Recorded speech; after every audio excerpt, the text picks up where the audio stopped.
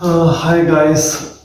उम्मीद है आप लोग खैरियत से होंगे और खुशबाश होंगे और अच्छी ज़िंदगी गुजार रहे होंगे। तो बहुत अच्छा लगा पिछली वीडियो के ऊपर जो भी आप लोगों के कमेंट्स थे, आप लोगों ने वीडियो को लाइक किया। और मैं देख रहा था ज़्यादातर लोग जो थे, मेरे रिलेटिव और दूसरे लोग, सभी जितने भी लोग थे, सभी लोग वीडियो को शेयर भी कर रहे थे। तो अच्छा लगा, एक अच्छा इंप्रेशन था। खैर, उस वीडियो के अंदर मैंने बताया था कि नेक्स्ट आने वाली जो वीडियो है उसके अंदर मैं डिस्कस करूंगा मेरी वो सारी डिफ़िकल्टीज़ जो मुझे अपनी ही यूनिवर्सिटी ने मजबूर किया फेस करने पे। और मतलब आपको पता है, पाकिस्तान आप तो ज़्यादा रिलेट कर पाएंगे, बल्कि हम सभी पाकिस्तानी ज़्यादा रिलेट कर पाएंगे। जब ये स्टोरी कोई दूसरा इंडियन कोई देखेगा या कोई बांग्लादेशी देखेगा, मे भी वो उसको वो उस तरह से ना ले पाए, लेकिन ओवरऑल हम लोग इसको अच्छे से रिलेट कर पाएंगे। तो स्टोरी कुछ यूँ है कि 2018 से ऑनवर्ड मुझे जितने भी लोग जानते हैं वो 2018 के बाद से जानते हैं मोस्टली, जो मेरी कम्युनिटी डेवलप हुई है, और वो भी वॉलंटियरिंग के थ्रू डेवलप हुई है। बैकग्राउंड कुछ ऐसा था कि मैंने एक्टिविज्म स्टार्ट की 2018 में। 2017 में मेरी एजुकेशन स्टार्ट हुई थी बीएस की, बीएस ज़ूलॉजी की। तो स्टार्ट करते हैं कि मेरे बीएस में एडमिशन कैसे हुआ, क्योंकि जीसी की स्टोरी वहीं से शुरू होती है। मैं जीसी गया था एडमिशन लेने। मेरा वहाँ हुआ था बीएस एनालिटिकल केमिस्ट्री के अंदर, ठीक है। अच्छा, एडमिशन हुआ तो एडमिशन का प्रोसेस, अभी आपने अप्लाई कर दिया है तो मेरिट लिस्ट आते आते ना टाइम लगता है कुछ।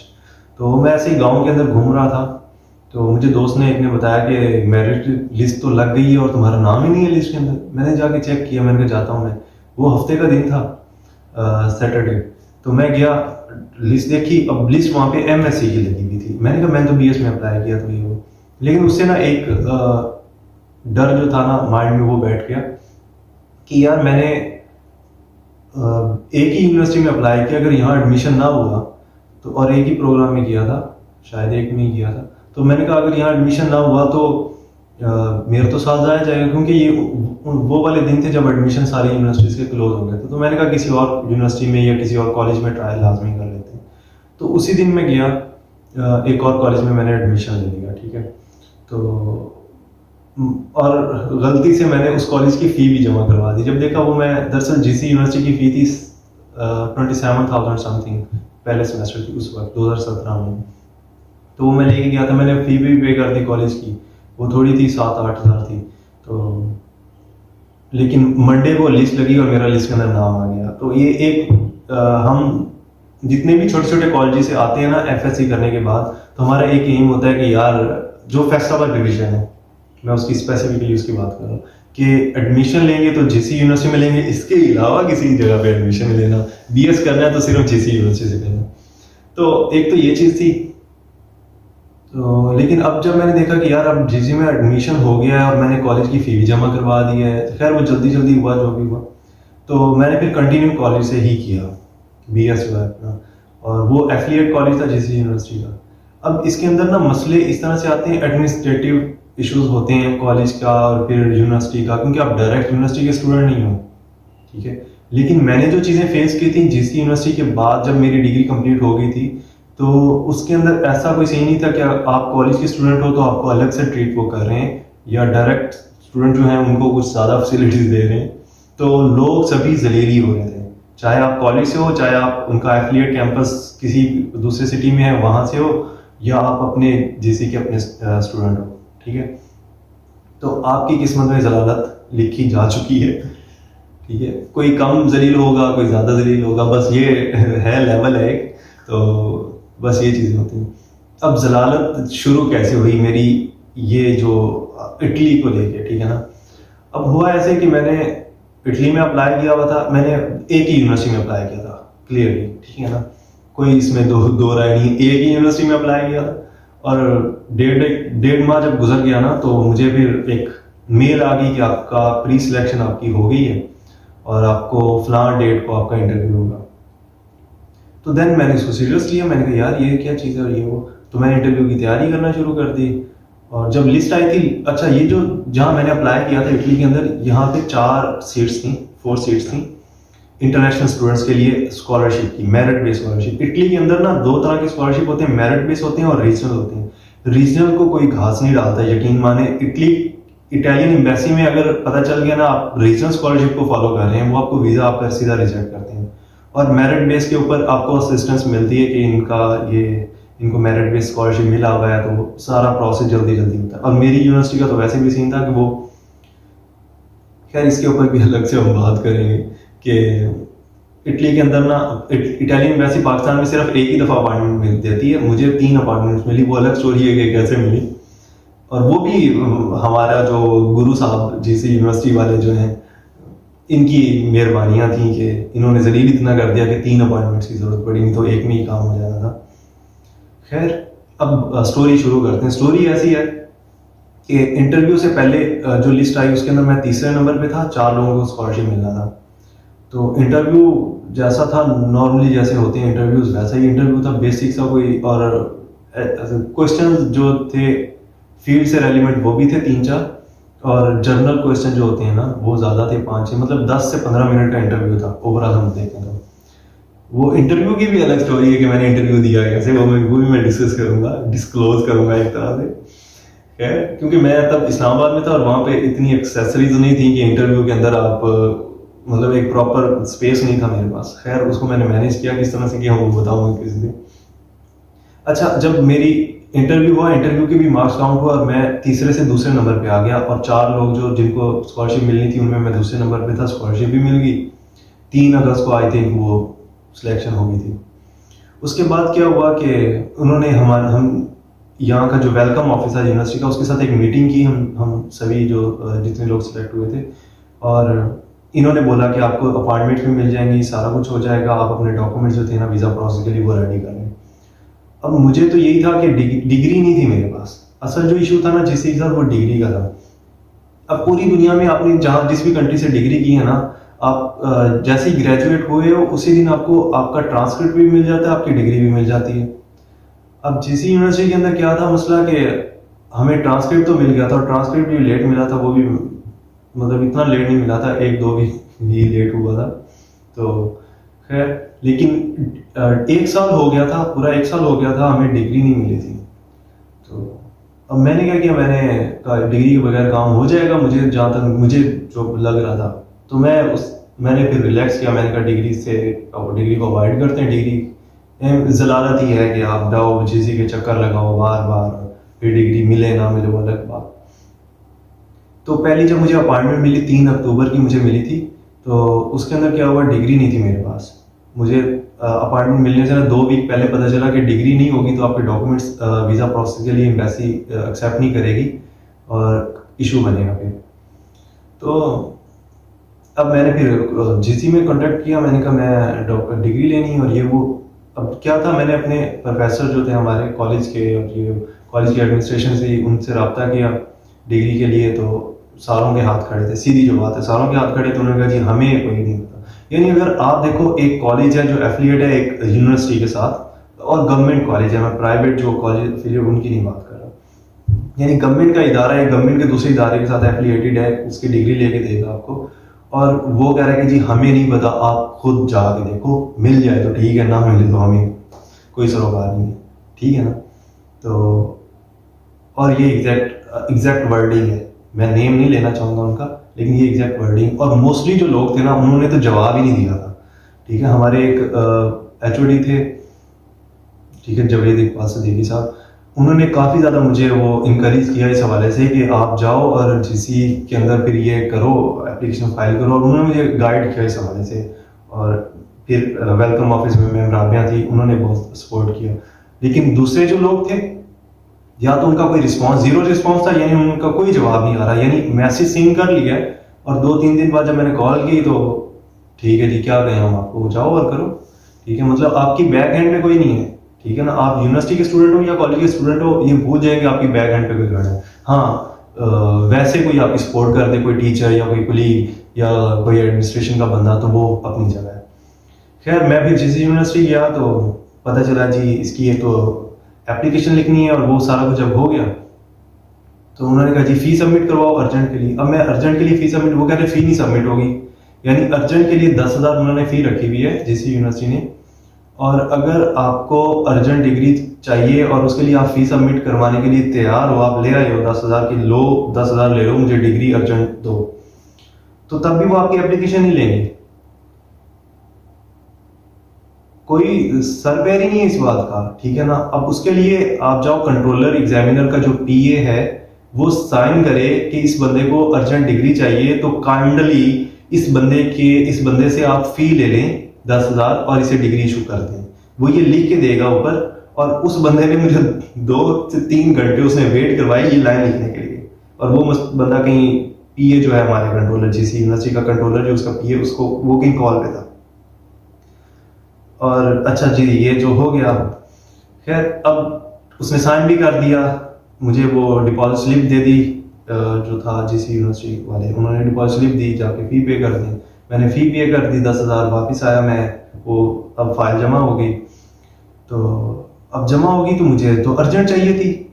अब अर्जेंट आपके जहन में क्या आता है कि एक काम है और वो फ्री हो सकता है, आप बाकायदा स्टूडेंट हो, आपने फी ऑलरेडी पे की हुई है, ठीक है ना, और आपका काम जो है ना, आपको ज़्यादा वो जल्दी चाहिए, तो चले उसके लिए आपने एक अलग से फी है वो भी पे कर दी है, तो आपका वो काम जल्दी हो जाना चाहिए। तो आप माइंड में सोचें ना, आपका वो काम कितनी जल्दी हो सकता है, ठीक है ना। 1-2 दिन लगने चाहिए, 1 वीक लगना चाहिए, 2 वीक लगने चाहिए, 3 वीक लगने, 1 मंथ लगना चाहिए, 2 मंथ लगने चाहिए, नहीं। खैर अब वहां पे इस तरह से है कि आपने अगर डिग्री लेनी है ना 4 माह के अंदर, तो आपको 2,000 या 3,000 फी है वो पे करनी पड़ेगी, और अगर डिग्री आपने लेनी है 1 माह के अंदर तो आपको 10,000 के राउंड फी पे करनी होगी। तो मैंने वो 10,000 फी पे की, मैंने कहा मुझे डिग्री देंगे। खैर अब उसके बाद क्या हुआ कि मैं जा रहा हूँ पता करने कॉन्टिन्यूसली कि मेरी डिग्री आई है नहीं आई, और हर बंदा ना अपनी ही उसके अंदर है कि अपनी टॉन्ट्स के अंदर है, और अपनी रिदम में जा रहा है वो, और उसे पता ही नहीं है कि स्टूडेंट्स का भी कोई इशू है नहीं है। तो एट द एंड मुझे सोल्यूशन नजर आया कि मैं वीसी जो है ना जीसी यूनिवर्सिटी के, उनसे मिलूं जाके। और वो भी सिद्दीकी साहब जो थे हमारे एचओडी, उन्होंने कहा कि आप डायरेक्ट वीसी को मिले जाके और उनको अपना सारा बताएं कि मेरा स्कॉलरशिप एडमिशन हुआ हुआ है इटली के अंदर और मुझे सिर्फ डिग्री चाहिए, तो काइंडली मुझे डिग्री दे दें। अब वो वीसी आपकी बात सुन लेगा और वो अच्छा बंदा वो कर देगा। तो मैंने एक स्टूडेंट से बात की, उसने कहा वीसी को मिलना है, अच्छा मुझे बताना फिर जब वीसी मिले।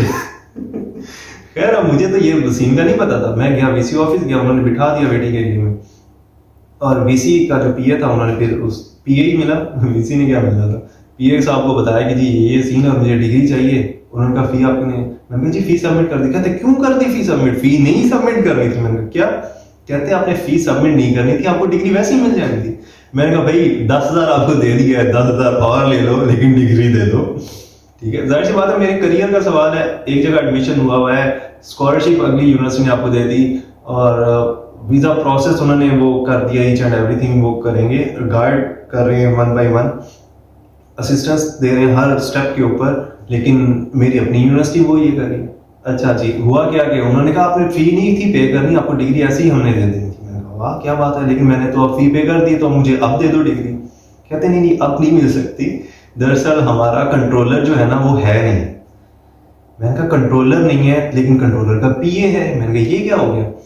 खैर अब जी फिर उन्होंने कहा जी अच्छा, उन्होंने कॉल की, आप ना पीए को मिले जाके कंट्रोलर के, वो आपको ना कर देगा, ये काम कर देगा आपका। आप ये लेटर बनवा लें, एक होता है डिग्री कंप्लीशन लेटर और डिग्री इन प्रोसेस लेटर होता है, आप ये बनवा लें। इस दौरान 3 अक्टूबर की तो मेरी अपॉइंटमेंट मिस हो गई थी, तो मुझे दूसरी अपॉइंटमेंट वेलकम ऑफिस ने, यहाँ वाला जो यूनिवर्सिटी इटली की जो यूनिवर्सिटी, उनके वेलकम ऑफिस ने मुझे दूसरी अपॉइंटमेंट लेके दी 17 अक्टूबर को। जिन लोगों को ये इटली का वीजा प्रोसेस पता है ना, या जो ऑलरेडी अप्लाई कर चुके हैं, या जो कंसल्टेंट्स हैं, उनको पता है कि पाकिस्तान के अंदर दूसरी अपॉइंटमेंट नहीं मिलती, एक ही दफा अपॉइंटमेंट मिलती है।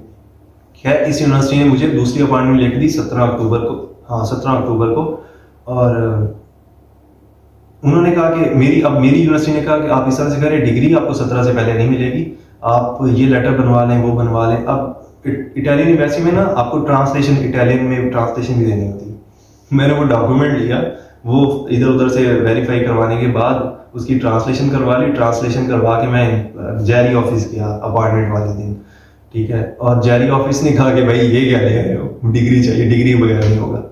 खैर वो दिन बहुत ज़्यादा एक तरह से इमोशनल था कि यार एक यूनिवर्सिटी ने इतना कुछ किया आपके लिए, ठीक है, जो आपके लिए अननोन है। यकीन माने मेरी यूनिवर्सिटी जो यहाँ की है, इटली की यूनिवर्सिटी, वो मेरे लिए अननोन थी एक तरह से, और उनके लिए मैं अननोन था। लेकिन उन्होंने वो सारा प्रोसेस जो था, एक मेरिट के ऊपर एक बंदा आया था और उसको उन्होंने इनकरेज किया और उसको सपोर्ट किया और उसको वो गाइड कर रहे हैं हर स्टेप के ऊपर। और यहाँ जहाँ 4 साल आप लोगों ने काटे हैं और वो आपका कोई उनका सर पैर ही नहीं है।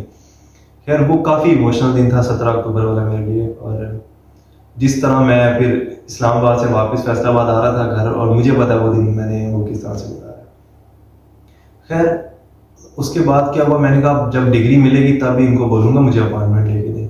उसके बाद मैं, अब देखिए मैं सुबह जा रहा हूँ, घर से निकल रहा हूँ, मेरा घर भी 60-70 किलोमीटर दूर था जीसी यूनिवर्सिटी से। तो मैं सुबह 6 बजे निकलता था घर से, कभी नाश्ता करना कभी ना करना, कभी यहाँ आके फैसलाबाद आके नाश्ता करना। 6 बजे निकलना और जीसी यूनिवर्सिटी के चक्कर लगाने, कभी किसी को मिल रहा हूँ, कभी किसी को मिल रहा हूँ, कभी किसी को मिल रहा हूँ, और सारी एक से दूसरे बंदे की तरफ भेज रहे हैं, दूसरे से तीसरे बंदे की तरफ भेज रहे हैं। आप कहते हो ना कि आपको कोई सपोर्ट कर देगा, आपको थाली में यूं बनी हुई चीजें मिल जाएंगी, ठीक है, और ये भी हो जाएगा वो भी हो जाएगा, ठीक है ना। हाँ हो जाता है कुछ लोगों का, लेकिन ये कि आपको एफर्ट पे करनी पड़ती है। और हमारे इदारे माशाल्लाह से ऐसे हैं ना कि आपको ठीक ठाक जलील करेंगे अगर आपकी कोई सिफारिश नहीं, आपके कुछ कोई लिंक्स नहीं है। और जब मुझे पता चला जी सिफारिश है, मैंने कहा अच्छा यार देख लेंगे, पहले अपनी एफर्ट कर लेंगे दफा, लेकिन फिर देख लेंगे। और जब नहीं हो रहा था, फिर देखी सिफारिशें भी देखी, तो एट द रिजल्ट यही आ रहा था जी कंट्रोलर नहीं है। जिसके डिग्री के ऊपर साइन होंगे वो बंदा यूनिवर्सिटी के अंदर है ही नहीं। खैर अब क्या करें जी, आपको पता है कंट्रोलर के साइन होते हैं, देन गवर्नर के साइन होते हैं। अच्छा जी, तो अब क्या करें, फिर पता चला जी कंट्रोलर है, वो काम कर रहा है, लेकिन उसका वर्किंग पीरियड खत्म हो गया। तो यूनिवर्सिटी ने उसके नाम का एक लेटर दिया हुआ है, गवर्नर ऑफिस के अंदर सबमिट करवाया हुआ है, जो कि इस बंदे को एक्सटेंशन दें ताकि ये दोबारा से डिग्री के ऊपर साइन करना शुरू कर दे। लेकिन अभी वो आता है, डेली आता है office, controller examiner daily office आता है, काम कर रहा है, लेकिन वो साइन नहीं कर सकता। यानी फिर फिर वो आ किस लिए रहा है, मुझे तो ये समझ नहीं आ रही थी। खैर अब जी क्या करें, फिर जी पता चला गवर्नर ऑफिस है, तो गवर्नर ऑफिस में कोई बंदा फिर ढूंढते हैं जो उसका लेटर वहां से निकलवाए, उसका लेटर निकलवाए ताकि वो बंदा मेरी डिग्री पे साइन करे। जब वहां कोई देख लिया तो फिर पता चला जी गवर्नर ऑफिस में तो उसका लेटर ही नहीं पड़ा हुआ। फिर पता किया, वीसी ऑफिस दोबारा गए, वीसी ऑफिस ने कहा अच्छा हम करते हैं वो। फिर उन्होंने बताया कि नहीं वो गवर्नर ऑफिस नहीं, यहाँ से हमने लेटर भेजा गवर्नर ऑफिस, गवर्नर ऑफिस से गया सीएम ऑफिस, और सीएम ऑफिस से गया एचईसी, और इसी तरह से वो वापस आएगा, एचईसी वापस सीएम को भेजेगा, सीएम से गवर्नर ऑफिस, और वापस यूनिवर्सिटी आएगा, और फिर हम आपको डिग्री जो थी उस वो बंदा डिग्री के ऊपर साइन करेगा और फिर आपको डिग्री मिलेगी। मतलब बकवास, क्या बुलशिट है यार ये। और एक बंदा इस दौरान, ये वो दिन थे जब मेरी क्लासेस यहाँ पे स्टार्ट हुई थी, पहले सेमेस्टर की क्लासेस स्टार्ट हुई थी, और इस दौरान मैं अपने टीचर्स को कॉन्टिन्यूसली मैसेज कर रहा हूँ कि सर मेरी वहाँ क्लासेस स्टार्ट है। और मैं बड़ा इस चीज़ों को, स्टडी को लेके मैं कॉन्शियस शुरू से ही रहा हूँ। और जहाँ मैंने देखा ना कि मैं कभी नहीं ऐसा चाहा कि मेरा एक दिन भी स्टडी का ज़ाया हो, या क्लास लगी हुई है यूनिवर्सिटी के अंदर, कॉलेज के अंदर, और मैं वो छुट्टी कर दूँ। जो लोग मुझे जानते हैं स्टडी के रेलिवेंट या मेरे क्लास में जो रहे उनको इस बात का पता है। तो मैं इसको और ज़्यादा सीरियस था यार कि ये क्या बुलशिट है। और अजीब से मेरे सुबह से शाम जैसे होती थी ना, मुझे पता है कि मैं किस तरह से करता था। और मगरिब के बाद मैं घर, सुबह निकलना है 6 बजे और मगरिब के टाइम मैंने घर पहुंचना है, और अक्सर ऐसे होता था अंधेरा होता था फुल जब मैं घर पहुंच रहा हूँ। अच्छा जी, फिर क्या हुआ, फिर वीसी के ऑफिस दोबारा गए, वीसी ने कहा अच्छा जी आपका काम करते हैं, उन लेटर्स के ऊपर काम नहीं बना। मैंने कहा जी नहीं बना उसके ऊपर काम, अब डिग्री मिलेगी, ठीक है। और फिर मैं गया तो वो रूम नंबर 4 है आई थिंक, तकबीर ब्लॉक जो जीसी के अंदर है, उसके अंदर रूम नंबर 4 है जहाँ से वो देते हैं आपको डॉक्यूमेंट्स वगैरह, डिग्री वगैरह देते हैं। उनके पास गया, उन्होंने कहा जी आपका अभी टाइम ही नहीं पूरा हुआ, पूरे 45 दिनों के बाद आना है। मैंने कहा अच्छा ठीक है जी 45 दिनों बाद आ जाएंगे। बादशाह बने में, बादशाह ये वो है तो एक तरह से आप, अच्छा जो वहाँ सर्वेंट्स हैं ना जिन्होंने काम करना है, वो सर्वेंट्स नहीं, वो बादशाह हैं ना। मलका नहीं होती, बादशाह भी नहीं, मलका। बादशाह फिर थोड़ा बहुत, मलका तो टांग पे टांग रख के बैठी रहती है ना सारे, ये वो मलके हैं। खैर पूरे 45 दिनों बाद में गया तो उन्होंने कहा जी अब मुबारक को आपकी डिग्री आ गई, आपको डिग्री थी। मैंने कहा शुक्र है अल्लाह का डिग्री मिल गई। अब डिग्री यस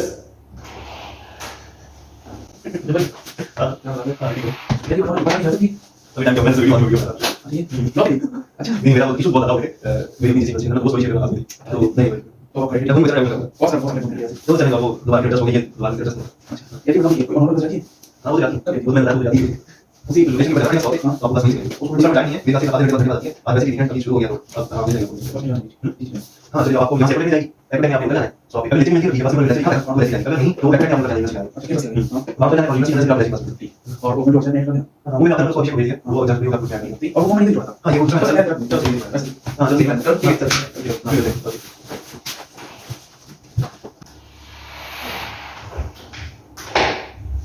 अच्छा जी तो हम बात कर रहे थे डिग्री की तो अब ये पूरा सिनेरियो चलते चलते ना अक्टूबर से दिसंबर अक्टूबर नवंबर दिसंबर का महीना शुरू हो गया था दिसंबर का पहला वीक खत्म हो रहा था जब मुझे डिग्री मिली तो मैंने सीधा जिस दिन डिग्री मिली उसी दिन मैंने यूनिवर्सिटी अपनी जो इटली की उसको ईमेल कर दी कि मुझे भाई डिग्री मिल गई है मुझे अपॉइंटमेंट लेके दो और इस दौरान आपको कंटिन्यूसली एक फेसबुक पे आपके व्हाट्सएप के ऊपर जो स्टूडेंट्स जिन्होंने इटली में अप्लाई किया उनके ग्रुप में आप ऐड हो तो आपको कंटिन्यूसली मैसेज मिल रहे हैं इसका भी वीजा रिजेक्ट हो गया इसका भी वीजा रिजेक्ट हो गया मतलब वो रिजेक्शन के सारे मतलब ना और अच्छे खासे वीजे रिजेक्ट होते हैं कि इटालियन एम्बेसी करती है और वो भी स्टूडेंट्स की अपनी गलती की वजह से करती है वो स्टूडेंट्स के वीजे उन स्टूडेंट्स के वीजे रिजेक्ट होते हैं जिन्होंने अपना जो प्रोसेस है वो किसी कंसल्टेंट से करवाया होता है सीधी जो बात है और वो कंसल्टेंट सारों के स्टूडेंट्स के वो एक ही फॉर्मेट के अंदर और एक ही सारा कुछ लगा के और उनको बाजार पता लग रहा है ये जो 4 डॉक्यूमेंट्स आए हैं चारों सेम है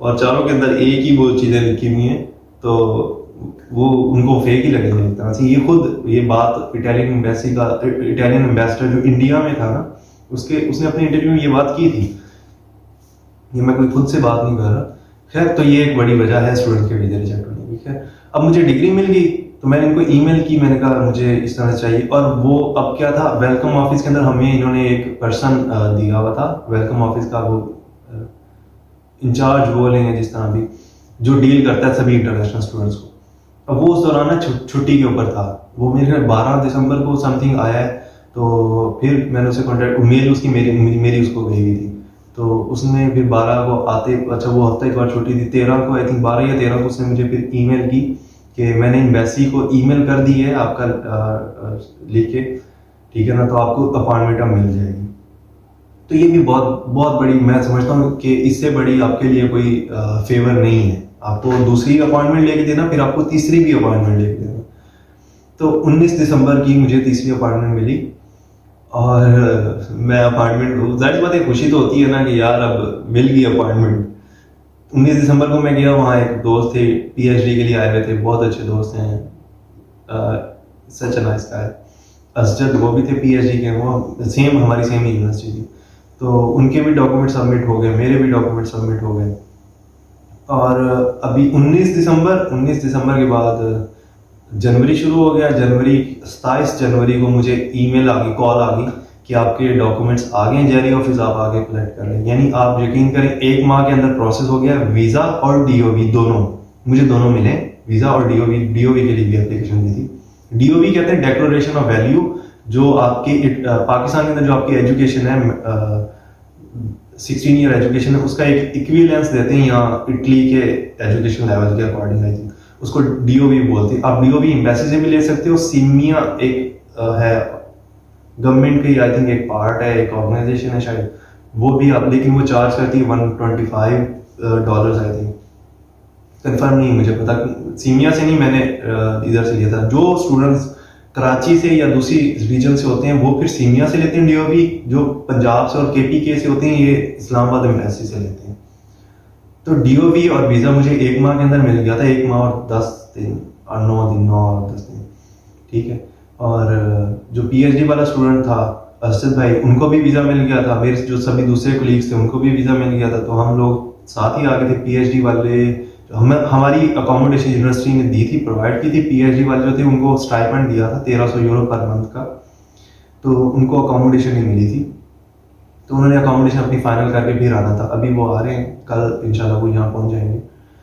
तो अब ये सारी स्टोरी सुनाने का मकसद क्या है मकसद ये है कि एक स्टूडेंट्स ने आपके पास 4 साल पढ़ा है आपका स्टूडेंट रहा है वो ठीक है, आपने उसको कोई इतना फैसिलिटेट, चलो एक नॉर्मल स्टूडेंट रहा है वो, ठीक है ना। तो और अगर उसको अर्जेंट बेस के ऊपर एक चीज़ की रिक्वायरमेंट है तो आपको चाहिए कि उसको वो प्रोवाइड करें, ठीक है, आपका ये राइट बनता है, ठीक है। 4 साल एक बंदे ने आपके साथ गुजारे, अपने 4 साल, जाहिर सी बात है हमने 4 साल वहाँ गुजारे तो यूनिवर्सिटी ने उसके बदले में हमें एक एजुकेशन भी प्रोवाइड की, सारा कुछ किया, लेकिन बगैर डिग्री के हम नहीं कुछ कर सकते। अक्सर लोग सोशल मीडिया पे कर रहे होते हैं कि डिग्रियां नहीं करनी चाहिए, एजुकेशन का कोई हाल नहीं है, वो मैं भी इस चीज़ को सपोर्ट करता था, लेकिन बिना एजुकेशन के या बिना डिग्री के आप कुछ भी नहीं है, ये भी चीज़ है। हाँ, आप वो स्किल्स के ऊपर इतना ज़्यादा काम कर लें कि फ्रीलांस मार्केट के अंदर उसको सेल करते रहें, ठीक है ना, वो भी फिर ऐसे ही है, ठीक है ना। तो हाँ, उसके अंदर भी काफ़ी ज़्यादा स्टोरीज हैं, लेकिन ये है कि बिना डिग्री का आपका कोई हाल नहीं, और हमारी यूनिवर्सिटीज़ को ये चीज़ देखनी चाहिए। इवन वीसी के ऑफिस के अंदर, वीसी अगर जो यूनिवर्सिटी का सरबराह है वो आपकी बात सुनने को रेडी नहीं है, ठीक है, यूनिवर्सिटी के अंदर कंट्रोलर ही नहीं है, यानी साइनिंग अथॉरिटी ही नहीं है, तो उस यूनिवर्सिटी वो चल क्यों रही है, मुझे तो ये नहीं समझ आ रही थी, ठीक है। और लेकिन फिर भी काफ़ी अच्छे लोग थे वहाँ पे जिन्होंने सपोर्ट किया था, जिन्होंने गाइड किया और जिन्होंने काफ़ी हेल्प की। डिप्टी कंट्रोलर थे, नाम मैं उनका भूल गया हूँ, उन्होंने काफ़ी हेल्प की थी। उन्होंने मुझे बोला था बाद में कि आपने फ़ी क्यों पे की, फ़ी के बगैर भी हो जाना। तो अभी जो लोग अर्जेंट डिग्री के लिए, अच्छा, इस ये जब सीन मेरे साथ हो रहा था ना, तो सोशल मीडिया पे जिस भी दोस्त का पता चलता था ना कि उसकी डिग्री कंप्लीट उसने कर लिया है, सेशन उसका खत्म हो गया, तो मैं कहता था भाई अभी अर्जेंट डिग्री के लिए अप्लाई करो, आपको जीसी ने ऐसे डिग्रियां नहीं देनी, ठीक है ना। तो 10,000 फी है, 10,000 फी पे ना करना, फलां पर्सन है डिप्टी कंट्रोलर, उनको मिलना जाके और वो आपका कर देंगे, आपको साइन कर देंगे आपके एप्लीकेशन पे, आपको फी पे नहीं करनी पड़ेगी। तो ये वो छोटी छोटी चीज़ें वो हैं जो यूनिवर्सिटी को बतानी चाहिए, गाइड। अब देखो ना यूनिवर्सिटी, अब मैं वो रूम नंबर 4 में गया, मैंने कहा सर मुझे ये लेटर बनवाना है, इसका प्रोसेस या मुझे बता दें, एप्लीकेशन यहाँ सबमिट कर दूँ, साथ कौन कौन से डॉक्यूमेंट्स। अब वो ना आपस में, उसने मेरी बात वो सुन रहा है, लेकिन आपस में वो ना खुसर फुसर कर रहे हैं, कोई जोक मार रहा है, कुलीग जो है आपस में। भाई तुम बैठे हो यहाँ पे, तो एक तो वो अब 9 बजे, मेरे ख्याल 8:30 या 9 बजे उनका टाइम है आने का, और वो नहीं आ रहे अपने टाइम के ऊपर, क्योंकि मैं तो सुबह 6 बजे से घर से निकला हूँ, मैं तो टाइम पे वहाँ, बल्कि टाइम से भी पहले वहाँ पहुंचा, और वहाँ कोई बंदा ही नहीं है। और 10, 9:30, 10 बजे जब उन्होंने आके बैठ जाना, फिर भी उन्होंने अपनी खुसर फुसर में लगे रहना है, ठीक है। तो मुझे नेम नहीं पता उन लोगों के, लेकिन ये कि वो काफ़ी ज़्यादा इरिटेटिंग पर्सन थे वो दोनों, ठीक है। अच्छा, और मैं खड़ा हूँ उसका ना जवाब सुनने के लिए कि मैंने इसको पूछा है कि इसके साथ में क्या क्या लगाऊं, और फिर इनको एप्लीकेशन खोला। तो अपनी वो जब बात हुई खत्म होगी ना, तो वो मेरा मुंह ऐसे देख रहा है कि भाई हाँ। फिर मैंने उसको दोबारा बताया, तो कहता है बाहर लिस्ट लगी हुई है, वो पहले पढ़ लो फिर हमारे पास आना। तो इस तरह का बिहेवियर आप क्यों, मतलब हम एक ही तरह के लोग हैं, यहाँ कोई रेसिज्म नहीं है, कोई कुछ नहीं है, लेकिन फिर भी आप लोग, अब देखो मैं इटली के अंदर आया हूँ ना, यहाँ पे लोग इतने ज्यादा फ्रेंडली, आप रोड के ऊपर चल रहे हो ना, आप रोड क्रॉस करने लगे हो, गाड़ी आ रही है ना तो गाड़ी रुक जाएगी, ठीक है ना। मैंने 1-2 दफा लोगों को यहाँ कहा भी है कि आप गुजर जाओ, मैं इजी खड़ा हूँ उसे कहा नहीं आप गुजरो पहले, और मैं जब गुजर गया हूँ देन वो आ रही है, ठीक है ना। तो और बहुत ज्यादा फ्रेंडली है लोग, ठीक है ना। अब मैं रेजिडेंस परमिट यहाँ का फाइल करने गया, पूरे ऑफिस में इंग्लिश नहीं आती, ये अपनी लैंग्वेज को बहुत ज्यादा देते हैं, और इंग्लिश स्पीकिंग वहाँ पे सिर्फ एक फीमेल थी, वो भी बाद में चली गई थी। तो लेकिन फिर भी इतना उन्होंने ज़्यादा कॉपरेट किया ना कि हमें वो लैंग्वेज बैरियर इतना ज़्यादा फील नहीं हुआ, ठीक है ना। और इवन आप पाकिस्तान के किसी छोटे से ऑफिस में चले जाएं और आपको वहाँ इतना, आपको ऐसे लगेगा आप मखलूक ही किसी और दुनिया की हो, और वो जो बंदा बैठा हुआ है जिसने आपका काम करना है वो कहीं आसमान से उतर के अभी आया है, और वो पता नहीं फरिश्तों के साथ काम करता रहा है या पता नहीं क्या करता रहा है वो, ठीक है। और मुझे समझ नहीं आती कि हम लोग ऐसे क्यों करते हैं, और ये हमारी नेचर क्यों बन गई। हम अपनी जगह के, चाहे वो छोटा लेवल है चाहे उससे बड़े लेवल के ऊपर है, या उससे हम जिस भी लेवल पे हो हम खुदा क्यों बन जाते हैं, मुझे तो ये नहीं समझ आती। हाँ, आपके पास एक बंदा आया है, आपको कुछ बंदों की नेचर होती है और वो करते भी हैं, ठीक है, लेकिन ओवरऑल ये हमारा कल्चर क्यों बनता जा रहा है। हम लोग क्या शुरू से ही ऐसे थे या अब हो गए हैं, ठीक है, लेकिन इस नेचर को चेंज करना चाहिए, ठीक है ना। ये सारी स्टोरी सुनाने का मकसद एक ही है कि अगर आप जीसी के स्टूडेंट हो तो खुदारा अपनी डिग्री टाइम पे ले लो, इन्होंने डिग्री कोई नहीं देनी। और दूसरा ये बताने का मकसद, ये स्टोरी सुनाने का मकसद ये था कि जीसी की एडमिनिस्ट्रेशन से अगर कोई बंदा ये वीडियो देख रहा है तो काइंडली इस चीज़ को इम्प्रूव करें, ठीक है। इंटरनेशनल यूनिवर्सिटीज़ इतना ज़्यादा वो सपोर्ट करती हैं, इतना ज़्यादा करती हैं आपको, और बदले में आपकी अपनी यूनिवर्सिटी जब ये इस तरह से आपको कर रही हो, मैं यहाँ पहुँचा ना, मेरा एक सेमेस्टर ज़ाया हो चुका है, मैंने क्लियरली ये वीसी को और सब लोगों को ये बताया, ठीक है, लेकिन वो नहीं, कोई कान नहीं धर रहा था, ठीक है। मेरी अपने कॉलेज वाले नहीं वो सुन रहे थे, तो वो जीसी यूनिवर्सिटी वाले क्या सुनते, ठीक है ना। लेकिन डिग्री तो कॉलेज ने नहीं, जीसी ने ही देनी थी। खैर ये चीज़ें होती हैं, फेस करनी पड़ती हैं, और फिर जाके आपको कुछ मिलता है। ओके, चाओ, बाय। फिर मिलते हैं अगली वीडियो के अंदर। मैं डिस्कस करूंगा यहाँ की लाइफ कैसी है और हमें फैसिलिटीज़ कौन कौन सी दी हैं। रूम तो मेरा देख लिया होगा आप लोगों ने, तो मैं डिस्कस करूंगा यहाँ पे हमारी रेजिडेंस कहाँ पे है एग्जैक्टली, इटली में कहाँ पे हैं हम लोग, और अभी सेमेस्टर तो मेरा गुजर गया, तो स्टूडेंट लाइफ कैसे होगी और कैसे होने वाली और इन दिनों में कैसी है वो भी मैं लास्ट में बताऊंगा। तो बने रहे साथ, और कमेंट में ये स्टोरी, अगर इस तरह की आपकी कोई स्टोरी है तो कमेंट में ज़रूर करिएगा, ताकि मुझे भी पता चले कि मेरी तरह के और लोग भी हैं तो वो कैसे हैं, उनकी स्टोरी क्या थी। तो इंशाल्लाह मिलते रहेंगे। ओके, टेक केयर, अल्लाह हाफिज़।